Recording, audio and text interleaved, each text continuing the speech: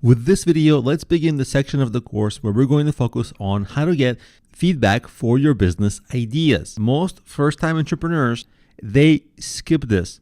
Or if they don't skip it, they do very little of this because naturally it's boring, it's not fun, and it requires a lot of stepping out of your comfort zone because you literally have to go and approach other people who might not know you or might not know you well, and they might give you negative feedback, and that's really discouraging. So there's a reason why people don't do this.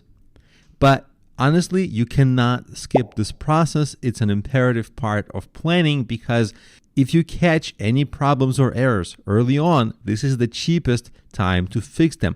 If you don't find problems early and if you let them creep into your plan and then you start with some strategy problems, those blind spots can be incredibly damaging and much more expensive. To share my past, every time I skipped the process of getting feedback or I didn't do it well, it really came back to haunt me and was really damaging to the businesses I used to start. So I know how painful it can be to not get feedback, and that's why I'm strongly encouraging you to really take this process very seriously. So how do you start to get feedback? Well, first of all, friends and family. They're always available for you. They may lack expertise in your industry and they probably lack objectivity because, they want what's best for you. They don't want you to get hurt. They're not objective, but at the same time, they're always available and they can easily spot your blind spots. It's just something that naturally happens. Often we have blind spots that are just very easy for everyone else to see. So friends and family will immediately help you catch a lot of errors in your strategy. Of course, they're not the only people you should talk to. You should talk to your business peers. How do you get access to business peers? Well, you can go to networking events, reach out to industry contacts you may have. You may ask for referrals. Now, business peers, if you're starting out, your peers may also not be experts. But really, how do you get deep feedback? Well, there's a couple of ways. The first is naturally to go to who you think your potential clients might be and simply tell them about your solution that you're planning and ask them, will this help you? Because nobody knows better about how they'll address their problems than them. So this is actually a really important process to seek out your potential customers before you start your business. Now, when you ask customers for feedback or anyone else for that matter, you have to listen more than talk and synthesize the feedback they're giving you, which may not always be positive, but you have to take the nuggets of insight out of it and keep thinking of more insightful questions to ask them. And if it so happens that a lot of people say, great job, you're great, you're amazing, it's very easy for people to say that.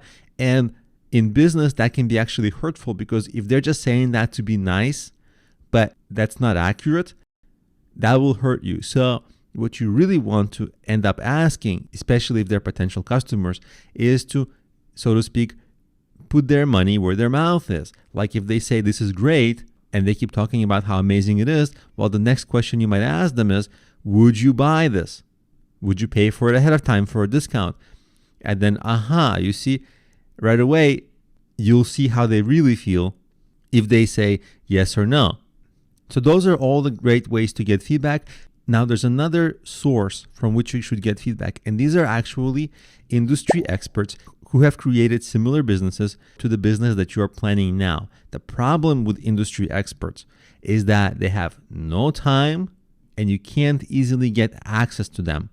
It's really hard to get a lot of feedback from them because they're successful and they're busy. And probably a lot of people just like you are trying to pick their brain. So let me actually show you a little technique for how to easily get advice from industry experts using social media and professional networking groups online. Let's say you have an idea for a podcast and you want to get feedback on it. It can be anything. It can be a new widget, anything. But let's say that podcasting is your thing. All you do is search for something like podcast group on Facebook and you get a bunch of groups that come up. All of these have many members, or you can even let Facebook auto-complete your search. So if you search for podcast, this Podcasters World comes up, which is very popular. So you can just go there directly. And it's a basic networking group with, you see, over 4,000 members, all podcasters, some of them very successful. There are many podcasters here who make over 6 figures. Some make over 7 figures. I know because I used to be actually a part of this group. And the culture of this group, this is a place where people help each other. So the way you network here is don't just come here and post links to your products or podcast or whatever you want, whatever you're promoting. First, be a good, helpful, contributing member. How do you do that? Well, first of all, just comment on people's posts intelligently and helpfully. Also introduce yourself, start engaging with other members in the comments, and that will help you get to see who are the nicest members and the most knowledgeable members. Then you can actually become friends with those people and message with them privately.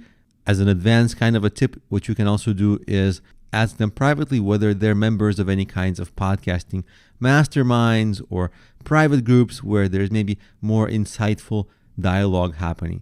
And the example is just for podcasting, but you can do this with any industry, any business almost. There are plenty such networking groups for a lot of different industries.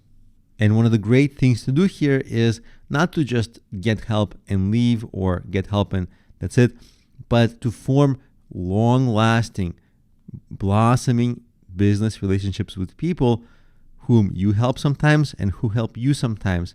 And that help grows and grows over the months and years, which will ultimately give you many more benefits than just basically getting feedback. But if you want feedback on your ideas, you can easily find specific networking groups where people have a culture of actually helping each other. So what you can do after you've established yourself as a good member, start posting your questions and get help.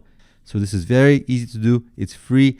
And the great thing about it is that there are many real great experts who, precisely because of the helpful culture of some of these groups, will give you much more help than you can find elsewhere.